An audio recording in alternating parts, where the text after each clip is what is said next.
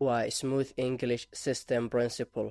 dabcan wax walbo oo diyaarsan waxay leeyihiin caqiidado ama tiirar. dabcan marka aan joogno smooth English system principleskeena waa 6. okay, ka hor fahamka nidaamka aad ku baranayso luuqad waa muhiim sida barashada luuqadda nafteeda. smooth English system waa qaab waxbarasho fudud oo joogto ah, diiraddana saaraya horumar dhab ah, mana ahan keliya inaad maqasho aad iska baxdo. sababta uu muhiimka u yihiin tiirarkaasa waxay tahay waxbarasho nidaamsan waxay ka ilaalisaa jahwareer iyo inaad ku daasho luuqadda. midda labaad, markaad og tahay waxa la filayo waxaad noqonaysaa arday feejigan oo leh jiheeye sax ah. midda saddexaad, nidaamku wuxuu ka caawinayaa inaad ka gudubto caqabadaha sida xishoodka, ka tagista casharada iyo isticmaal la'aanta Englishka nolol maalmeedka. sidee ayaan ugu dhaqmi doonaa mabaadi'dan ama principleskan? dabcan waxaa jiri doono cashar kale aan ku qaadan doono sidii aad u hirgelin lahayd mabaadi'daas maalin walba si aad qayb ugaga dhigto noloshaada maalinlaha ah, hadday tahay wax akhrin, hadday tahay dhegaysi, intaasi sii dhaafsan. markaan qaadano marka 6daasi tiir ee asalka u ah sistamkeena, casharkan waxaan ku soo xiri doonaa 6 kale oo ah do's and don'ts. do's waxaa waaye waxyaalaha ay tahay adigu inaad samayso markaad English baranayso iyo waxyaalaha ay tahay inaad iska ilaaliso markaad Englishka baranayso. then markaas kadib ayaa waxaa u gudbi doona casharada kale aan ku baran doonaa sida loo dejisto hadaf ama maalintaada qayb looga siiyo barashada Englishka. soo dhawaada. okay, halkan ayaa waxaa ka galanaa the 6 pillars of a smooth English system. pillar number 1, tiirka koowaad, learn English naturally and automatically. learn it like you live it. markaan joogno qaybta koowaad ama principleska koowaad, waxaa la dhahay waxaa barataa Englishka waxaan weliba waxaa u barataa si natural ah, si dabiici ah, and automatic ah. okay, we humans are born with language learning machine inside us. waxaa la dhahay markaan bani aadam nahay waxaa jiro, okay, ama waxaan la soo dhalanaa oo ilaahna siiyey machine anaga nagu dhex jiro kaas oo ku caawinaya, okay, ama ka caawinaya inaad luuqadda adigu aad barato weliba sidii qof u dhashay. that's how every child learns to speak their mother tongue without textbooks, without grammar lessons. waa taasi qaabka ay carruurtu u bartaan marka hooyadood ay dhasho. sida caadiga ah, wiil walba marka uu dhasho ma jiro qof buug u soo qaado, ma jiro macallin garaamar uu arday walba uu leeyahay, ama adiga xiteer macallin garaamar Soomaali ku soo baray badanaa ma jiro. laakiin saasay tahayna waa soo dhalatay marka dunidan ku soo biirtay, waxaa waaye luuqadii sidii la rabay ayaad ugu hadashaa oo waad isticmaalaysaa oo maalin walba wax cusub ayaa baranaysaa. you can do the same with English. sidaasi la mid ah sidaad luuqadaadii koowaad ee Soomaaliga aad ku baratay si la mid ah ayaad Englishna u baran kartaa weliba si dabiici ah, but only if you know what to focus on and how to use your natural ability. goormee marka? waa markaad taqaano what to focus on, waxa diiradda la saarayo. okay, waa inaad taqaanaa waxa diiradda la saarayo iyo sida loo isticmaalayo awooddaada sida caadiga ah, awooddaada dabiiciga ah sida loo isticmaalayo waa inaad fahansanaataa. instead of rules, halkii aad focuska ama awooddaada ugu badan ay isugu geyn lahayd shuruucda sida garaamarka or ama memorization ama inaad wax xifdidid, surround yourself with the real English. noloshaada waxaad ku heeraysaa Englishka saxda ah ee dabiiciga ah. live it, ku dhex noolow, and your brain will absorb it naturally. your brain, maskaxdaada, will absorb it, waxay u qaadan doontaa ama u soo qobsan doontaa naturally, si dabiici ah.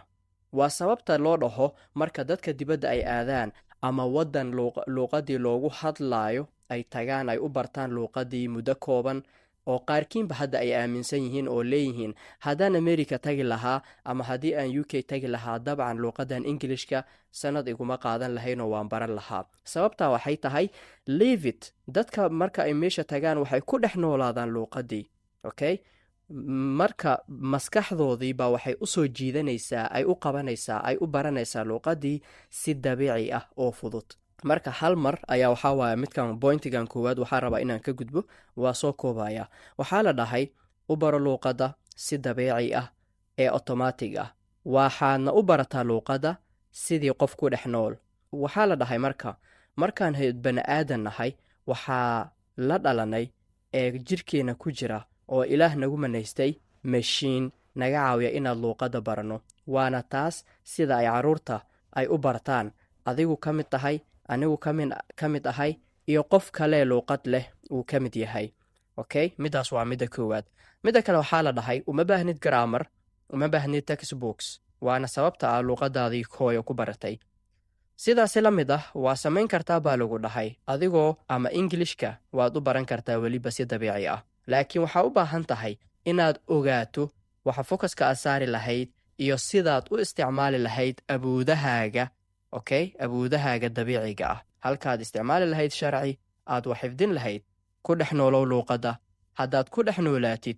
waxaa lagu dhahay your brain will absorb it naturally maskaxdaada waxay u qabsan doontaa luuqaddaas si dabiici ah midka koowaad waaye okay aan u galno bointiga labaad ama princibalka labaad wuxuu leeyahay active listening dhegaysi firfircoon listen more speak better dhegayso wax badan u hadal si fiican listening is not just only one of 4 skills markaan ka hadlayno luuqad waxaa jiro 4 skill waxaa kow ka ah dhegaysiga qoraalka akhrinta iyo ku hadalka markaan halkaan joogno waxaa qayb ka ah listening ama dhegaysiga marka halkaan joogno waxaa lagu leeyahay dhegaysigu keliya ma aha mid ka mid ah afartii skill ama 4 xirfadood ee aas-aasiga u ahaa luuqad lagu baranayay okay maxaa kale it is unique waxaa lagu dhaha horta waa mid unique ah oo gaara because maxaa yeelay it's the easiest waa midda ugu fudud dhegaysigaa laga hadlayaa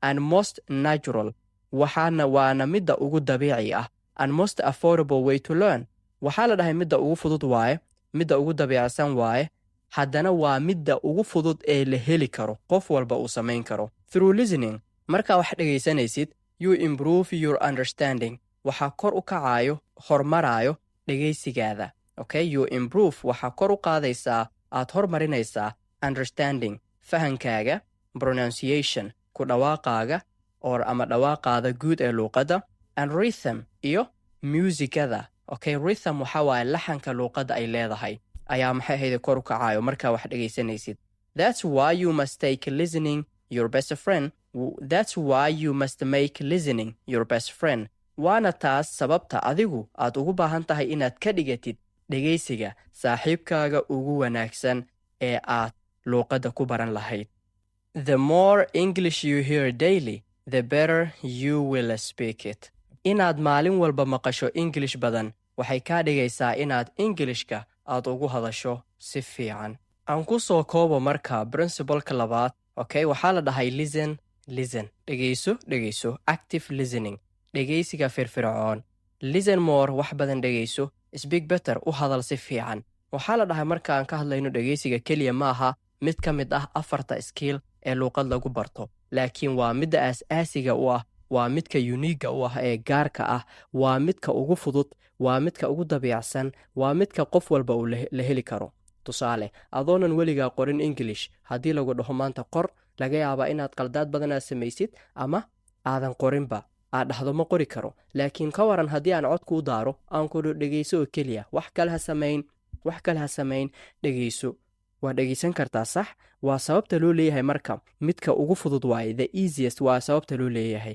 natural waa sababta loo leeyahay affordable way to learn haddana markaa wax dhegaysanaysid adigu ma moodid oo uma haysatid inaad wax badan fahmaysid laakiin si dabiici ah ayaa luuqadii u baranaysaa okay pronunciationkaaga dhismaayo waa wax ayaa fahmaysaa oo maskaxdaada fahan ay isku aadinaysaa waxay dhisaysaa oo fahan ah waxaa kor u kacaayo inaad fahanto luuqadii sida loogu dhawaaqi lahaa fahankaaga iyo laxankii luuqadda haddana waxaa la dhahay haddii English badan aad dhegaysato ama aad maqasho ama uu dhagahaaga soo gaaro waxaa waaye the better you speak well hadalkaaga oo fiicnaada waxay ku xiran tahay dhegaysigaaga oo bata okay princibalka saddexaad waxaa waaye deep learning don't memorize master waxaa la dhahay deep learning waxbarasho qoto dheer systemkan wuxuu taageerayaaba waxay tahay deep learning waxbarasho qoto dheer don't memorize waxba xifdin master master garay. Master waxaa loola jeedaa marka in qof wax uu qabto uu ku noqdo waxaa waaye perfect, okay? Asoo hurdaya xitaa waxaa la rabaa inuu qaban karo. Asoo hurdaya maaha, laakiin waxaa waaye waa inuu heer sare uu wax ka gaaraa. sida uu ugu celcelinayo waa inuu si fiican u fahmaalaay xaal, okay? Deep learning, waxbarasho qoto dheer. Every successful person is a master of what they do. Think about Ronaldo or Michael Jordan. Waxaa la dhahay qof walbo maanta aragto oo guulaysta, waxaa la dhahay waa master, okay? Waa master. Waxay master ku yihiin waxay ayagu sameeyaan. Ka soo qaadba Cristiano Ronaldo oo qaarkiin badan ay aqoon u leeyihiin ama ay daawadaan, okay? Waxaa la dhahay their greatness came from daily. waxaa waaye saraynta hadda ay sareeyaan ay dadku maxayda u arkaan qof sareeya waxay ka timid daily deep practice maxayda practice maalinle ah oo qoto dheer, not shortcuts, maaha wax la soo gaagaabiyey. The same applies to English. sidaas si la mid ah Englishna waa sidaas camal, okay? Englishna waa sidaas camal. waxay u baahan tahay inaad maalin walba si qoto dheer u practice garaysid. Don't just memorize words and forget them. Ha xifdin erayada haddana ha ilaawin. Learn deeply. U baro si qoto dheer. Repeat. Ku celceli. Review. Dib u eego, dib u fiiri oo muraajace. And practice garee. Until you can use it naturally. Ilaa aad awood uga yeelanaysid inaad u isticmaasho si dabiici ah. Master comes with depth. Inaad wax master ku noqotid si fiican u qabatid waxay ka timaadaa qoto dheeraansho, not speed, maaha speedka. haddaan kuu soo koobo marka, dabcan iskuula ayaan soo wada dhiganay. cashar walba waxaa waa xiisad baa la siiyaa. xiisadda markay dhammaato casharkaas waa laga qulqulaayo, xiisad kala qaadanaa. waxaa waaye tusaalaha ugu fiican aan bixin karo waxay tahay marka iskuulka maaha wax master ah, wax meel wax lagu master garayo maaha, okay? wax walba waa speed. macalinka xiisadiisa ayuu fiirsanayaa. ardayga xiisadii haddii maxayde macalinka uu wax ku darto wuxuu leeyahay macalin xiisadiyaa dhammaatay. wax speed ma jiro. waana sababta hadda aadan u xasuusanin casharadii aa ku soo qaadatay fasalka 9aad, fasalka 7aad ama fasalka 1aad xiteer. laga yaabee kuwii 1aad inaa xasuusatid. sabab waayo marka aan fasalada hore aan nahay waxa waa practice garaynaa. casharada waa la dadaahiyaayo, speed naguma furna. qaar waxaa waa activity ayaan samaynaa. waa maxayda nashiidooyin ayaana la baraa.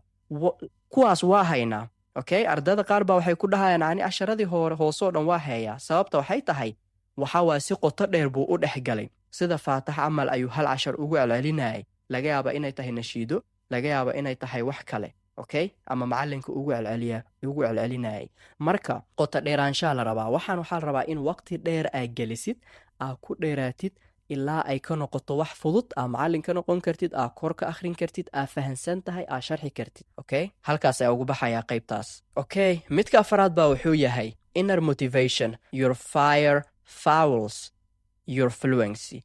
Inner motivation maxaa loola jeedaa? Inner motivation waxaa waaye gudahaaga isdhiirigelinta, dareenka gudahaaga ku jira ayaa waxaa la dhahay your fire. dabkaaga ama dareenkaaga gudaha fuels wuxuu dhuxul u yahay your fluency. inaad luuqadan ugu dhawaaqdo si dabiici ah u yahay maxay ahayde xaabo. dareenkaagaa la dhahay ayuu wuxuu door weyn ka ciyaara markaa luuqad baranaysid. wax weyn, okay? waa maxayde dhuxusha. maxaa loola jeedaa waaye do you know yourself? aqoon miyaa u leedahay nafsadaada? haa ama maya, aday kugu xiran tahay. who are you? yaa tahay, kumaad tahay, okay? what are you good at? maxaad ku fiican tahay? what kind of learner are you? barte noocee ayaa tahay, okay? markaan ka hadlayno marka barte noocee ayaa tahay, su-aashaas waxay qaadanaysaa ilaa iyo waqti dheer ama qofka inuu fahmo waxa uu yahay. qaarkeen aqoon uma lihin, laakiin ardadu qaar aqoon bay isu leeyihiinoo way iska saayaanoo waxay ku leeyihiin anigu waxaan ahay fast learner, ama anigu waxaan ahay middle learner, ama anigu waxaan ahay low learner. maxaa loola jeedaa? fast learner waxaa waaye ardayga macalinka markuu sabuurada casharka ku qoro hadduu casharkiis dhammeeyo inta ugu badan fahmaayo asoonan macalinkiiba sharxin dardareemayo ayaa waxaa la dhahaa fast learner. haddii macalinka hal mar ugu celiyo casharkii wuu haayaa. midka labaad waxaa waa middle learner. casharka wuu qorayaa, marka macalinka uu ku celiyo 2 mar waxaa weli ka dhiman, 3 mar markuu ku celceliyo wuu hayaa casharkii asna. su-aalo qaar ayuu qabaa, macalinkii weydiinayaa, wuu loo sharxayaa. marka xiisada ay dhammaanayso casharkaas totally wuu fahansan yahay ardaygan. waxa uu noo soo haray marka low learner waxaa waaye qofka fahankiisa xoogo uu iska adag yahay, u baahan maxay ahayde si deganaasho ah in si gaara wax loola sharxo ama loo fahansiiyo ama maxay ahayde loogu celceliyo casharkaba. tusaale fasaladay fadhiyaan ardadaas badanaa ma hadlaan, okay, ilaan waxaa culays ahaaya waxay tahay in wixiiba isla markii aysan fahmayn. marka adi ahaan waxaa lagaa rabaa markaad arday tahay, markaa kalaas ku soo biiraysid, dabcan waxaa tahay qof iswado, okay, adigaa lagaa raba marka inaad isbaartid, aad is ogsanaatid oo fahansanaatid bartaha ama nooca barte aad adigu tahay, okay. aad dhihi kartaa waxaan ahay fast learner, wax si dhaqsi ayaa u bartaa macallin, okay, normal ayaa iska ahay, ama low learner ayaa ahay. marka inaad low learner aad tahay haddii aad ogaato aday faa'iido kugu jirtaa. sababtaa waxay tahay tabartaada ayaa og tahayo waxaa waaye waxaa kugu filan ayaa qaadanaysaa, tabartaada ayaa og tahayoo waa dadaalaysaa, okay, tabartaada ayaa og tahayo waxaa waaye wixii kaa maqan iyo waxaad og tahay ayaa iskeenayo oo waa dadaalaysaa. then waxay ka caawinaysaa inaad adigoo maxayde low learner ahay ka fiicnaatid dad fast learner ah ama middle learner ah, okay. marka hore ogow qofka aad tahay. markaad ogaatid marka waxaa la dhahay your mind, maskaxdaada, emotions, dareenkaaga, time and energy, waqtigaada iyo enerjigaaga are your tools to use them. waa qalabkaad isticmaalaysid, okay. waqtigaada isticmaal, enerjigaaga isticmaal, maxay ahayde maskaxdaada isticmaal. waa qalabka adiga aa iska leedahay, qofna kugu maamulayn ee ilaah ku siiyey. when you connect them to your goals, marka inta aan hadda soo sheegnay ee ka mid ah waqtigaada, dareenkaaga iyo maskaxdaada aa isku xirtid, kuna xirtid hadafkaada, waxaa la dhahay motivation becomes your fuel. dhiirigelintu waxay noqonaysaa waxyaalihii xaabada ahaay ee ku riixayay, okay. motivationka wax yaray kuu qabanaysaayo xaabay kuu noqonaysaa, laakiin waxaa ka muhiimsan baa waxay tahay in hadafkaada, waqtigaada, enerjigaaga intuba inaa isku xirtid, okay, aa isku hagaajisid, then waddada haysid. markaa waddada hayso haddii lagu dhaho okay niyo wax fiicanaa samaynaysaa, horaa usii wadaysaa, okay. with that fire inside, dadaalkaas iyo dareenkaas kuugu jiro ee gudahaaga ah ama dabkaas gudahaaga ka shidan, you will learn English naturally and automatically. waxaa u baran kartaa baa lagu dhaha haddii dareenkaas aa u haysid barashada luuqadan, waxaa u baran kartaa si dabiici ah oo caadi ah oo fudud, just like natives, sida dadka u dhashay, okay, sida dadka u dhashay. haddii aan kuusoo koobo marka bointiga afaraad ama princibalka afaraad, waxaa la dhahay dareenkaaga gudaha ka warhaay, motivation sameey, isdhiirageli. see isku dhiiragelinay? marka hore ogow nafsadaada. markaad nafsadaada ogaatid, ogow waxaad ku fiican tahay. markaad ogaatid nafsadaada waxaad ku fiican tahayna aa ogaatid, u door waxa kugu habboon, aa xiisaynaysid, aad jeceshahay, qaabka aad jeceshahay, habkaad u jeceshahay dooro, then isdhiirageli oo ku soco. waa intaas, okay. qaar baa waxay jecel yihiin inay wax daawadaan, wax daabo. dadka qaar baa waxay jecel yihiin inay wax dhegaystaan. laakiin ka waran qof aanan weligiisba wax dhegaysan, haddii aad dhahdo maxay ahayde casharaan kuu soo dirayaayo dhegayso, isma keenaysaan. qof baa wax akhriskoo dhan ka soo horjeedo, markuu wax akhris dhahba waxaa waa hurdaa soo qabanayso. qofkaas camal waxaa loo baahan yahay inuu uga faa'iidayso dhanka kale, uu doorto waxa uu jecel yahay. dabcan wax daawashada ayuu jecel yahay. adoo wax daawanaya ingilishkaaga waa horumarin kartaa, wax badan ayaa daawan kartaa. adoo wax dhegaysanaya ingilishkaaga waa horumarin kartaa. aday kugu xiran tahayoo midda kugu habboonaa xiisaynaysid aad wax ka keeni kartid dooro. bointigan muhiimadda uu leeyahay waxaa waaye in adigu aad isfahansanaataa dhanka guushaada iyo waxa u isticmaali lahayd iyo waxa kugu habboon adigu aad doorataa, okay. princibalka shanaad waxaa waaye aqoonsiga iyo habfakerka, identity and mindset. waxaa la dhahay visualize your future self. visualize sawiro your future self, nafsadaada mustaqbalka. maxaa loola jeedaa? you are what you believe, okay. you are what you believe. waxaad tahay waxaad adigu aaminsan tahay. if you see yourself as a weak learner, haddii aad adigu u arkaysid nafsadaada inaad tahay maxayde barte jiljilcan, you will remain one. waxaad ahaan doontaa midkaad isu malaysay. but if you build the mindset of confidence, laakiin haddaad dhisto maskax kalsooni, fluency will follow. waxaa waaye fluencyga ama maxayde inaad luuqadda si fiican ugu hadashid way ku soo raaci doontaa. ask yourself, nafsadaada weydii, can I really learn English? English ma baran karaa?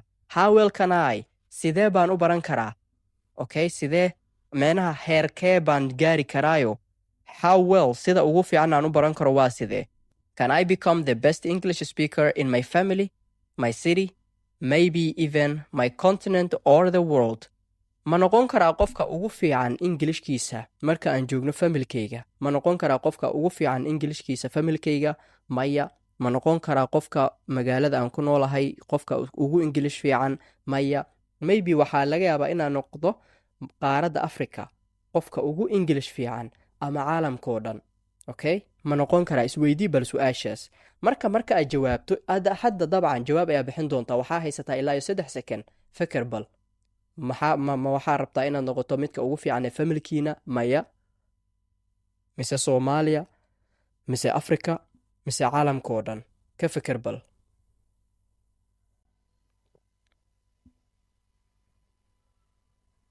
okay waxaa la dhahay marka the answer jawaabta starts in your mind waxay ka bilaabanaysaa maskaxdaada believe first and then you'll achieve it marka hore aamin believe first marka hore aamin and then marka dambe you will achieve it waad gaari doontaa haddii marka hadda jawaabtaadu ay ahayd anigu waxaa rabaa inaan familkayga qofka ugu fiican aan noqdo banaanka ayaa taagan tahay laakiin hadafkaaga waa inuu ahaadaa mid cad haddii aad go'aansatay inaad noqoto qofka ugu fiican ee familkiisa adoona noqon baa halkaas ku haraysaa muhiimadda waxaa waaye marka jawaabta aad bixinaysid ha noqoto waxaan rabaa inaan caalamkoo dhan maxayda aan noqdo qofka ugu English fiican mise ha noqoto Afrika ilaa Afrikaanta kale anaga uga fiican marka la dhaho maxayda luqad barashada ama fahankaba ama haddaan dadaalno waxaa waaye Soomaalida waa dadka ugu luqadda barashada fiican China ayaan ku hadli karnaa ama Mandarin ayaan ku hadli karnaa okay France ayaan ku hadlaa luqad anaga aan barano oo aan si fiican ugu hadli karin ma laha xitaa luqadaha marka aan barano waxaa naloo maleeyaa dadka luqadaha u dhashay camal okay marka haddii aad dhahday familka ayaa waxaa waay rabaa inaan qofka ugu fiican noqdo waa isliida saaxiib waxaa u baahan tahay inaad ka dhigato hadafkaada in Africa ama in caalamka in the world inaad dhahdid in Africa inaad dhahdid okay ama inaad dhahdo in Soomaaliya markaad saas dhahdo waxaa waay ilaa iyo heer waxaad gaari doontaa aad maxayde fiican laakiin haddaa isxirto aday kugu xiran tahay waxaa la dhahay marka jawaabta aad bixisay waxay ka bilaabanaysaa maskaxdaada dadka qaar baa waxay aaminsan yihiin in Englishku uu adag yahay maskaxdooda waay dadka qaar baa waxay aaminsan yihiin in English aan la baran karin waxa waay maskaxdooday ka timid waxaasoo dhan marka hore hadaf weyn samayso aamin inaad samayn kartid then waad gaari haddaan kuu soo koobo marka identity and mindset waxaa loola jeedaa waxa gudahaaga ku jira aad aaminsan tahay iyo waxyaalaha adigu nafsadaada u horseedi karto okay identity and mindset okay aqoonsiga iyo habfakarka haddaa u fakaraysid in waxba aan la baran karin wax walba ay adag yihiin Soomaalida aanan waxba baran karin waxa waa halkaadii ayaa joogaysa saaxiib ayadoo Soomaalida dhan wax baranayaan hadda ka hor baan arkay wiil oo Soomaaliya oo maxay ahayde qof coach ah ayuu wacay macallin ah waxa waa oo sida dating life iyo waxaas ka hadlo sida maxay ahayde nafsadaada loo hormariyo maxay ahayde jir ahaan la isu dhiso wax walba la sameeyo markaas wuxuu iska jir hariifkii anaga Soomaaliya nahay oo muruq oo dhan ma dhisi karno waxa waa genetically waxa u samaysanahay qaabkan buu dhahay qofkaas wuxuu ka hadlay maxay ahayde asaga nafsadiisa okay waxa uu aaminsan yahay bentis waa laakiin xaqiiqda markii loo tago waxa arkaysaa Soomaali badan oo meel walba joogo oo maxay jir ahaan dhisan aqli ahaan dhisan maaliyad ahaan dhisan laakiin asaga waxa uu aaminay asaga isugu soo koobay okay asana ma dhaafayso oo dadka kale waxa ay horumarku way sameynayaan wax walba way sameynayaan marka muhiimada waxa waaye oo tan ay leedahay han weyn yeelo then dadaalkeeda la imo midda lixaad waxa waaye trust the process consistency creates confidence trust aamin the process habka wax walba waxbarashadu hab ayay leedahay ama waqti ayay leedahay consistency joogtayntu creates waxay abuurtaa confidence kalsoono Rome wasn't built in a day magaalada la dhaho Roma okay hal maalin laguma dhisin progress in English is the same qof English fiican ku hadlaa hadda aragtidna wiilow ha u fakirin qofkaas inuu hal habeen ku bartay ee waa wax waqti badan qaatay waa wax dadaal qaatay okay dadaal ayuu geliyey waqti ayuu geliyey wuu ku dadaalay lacagaa uga baxday energya uga baxay waa sababta uu ugu hadlaayo si fiican you might not see it daily maalinle uma arkaysid okay maalinle uma arki kartid but it's happening laakiin isbeddelkaas wuu dhacayaa every single day maalin walbo you show up aad kalaas imaado aa wax akhrido you move waxaa u dhowaanaysaa closer to your goal hadafkaadii ayaa u dhowaanaysaa maanta waa soo kacday English ayaa akhriday soo maaha haa hadafkaadii English barashada ahaa ayaa u dhowaanaysaa every day maalin walbo you aad skip samaysid oo aadan waxba ka qaban oo luqadaadii waxba akhrin waxba dhegaysanna you are holding yourself back nafsadaada ayaa gadaal u dhigaysaa adigaa dib isu qabanayo oo gadaal isu riixaayo okay consistency joogtaynta iyo ku celcelinta beats waxay garaacdaa speed wax xawaare lagu waday okay haddii maalin walba aad soo kacdo 5 daqiiqo ordo iyo qof hal maalin maxayda intuu soo kacay orday 10 saacadood isma keenayaan oo laga yaabaa midka 10 saacadood hal maalin orday inuu maxayda dhaawac noqdo in maxwadnaha istaagaan ama dhibaatooyin badan uu la kulmo halka qofkan kalena wax yar samaynayo jirkiisa iyo maskaxdiisa iyo asoo dhanba waxa uu la qabsanayo awoodna uu yeelanayo marka noloshaan sideedaba speed shaqo kuma laha your success is my success guushaadu waa guushayda the question is su'aasha aan ku weydiinayaa waxay tahay will you stay the same halkaadii maad joogaysaa or will you shock the world caalamka ayaa ka yaabin doontaa by mastering adigoo baranayo master ku noqonaya the most powerful language luqadda ugu awoodda badan of English ama of communication ee wada xiriirka